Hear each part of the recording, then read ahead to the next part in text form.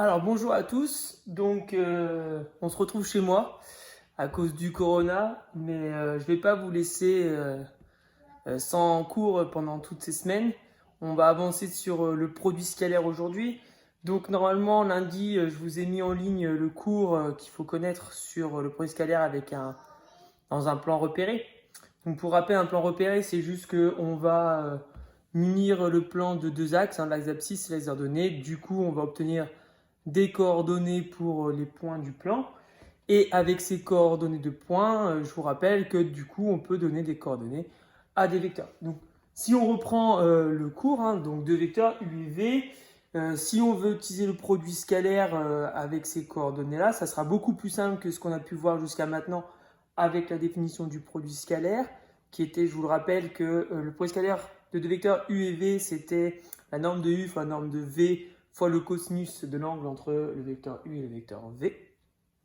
Ici, on va directement dire que si je prends mon vecteur U et que je fais le produit scalaire avec le vecteur V, directement, c'est égal à l'abscisse du vecteur U, donc 0, fois l'abscisse du vecteur V, donc 5, plus l'ordonnée du vecteur U, 3, fois l'ordonnée du vecteur 6.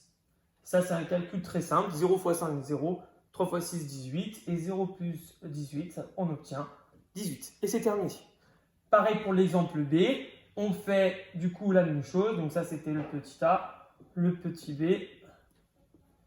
Donc, U produit scalaire V, c'est donc égal à l'abscisse du vecteur U, moins 2, fois l'abscisse du vecteur V, moins 1, plus l'ordonnée du vecteur U, 3, fois l'ordonnée du vecteur V, moins 5.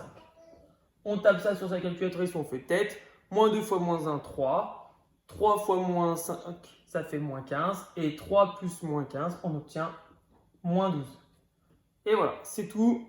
C'est aussi simple que ça simplifie beaucoup plus les choses.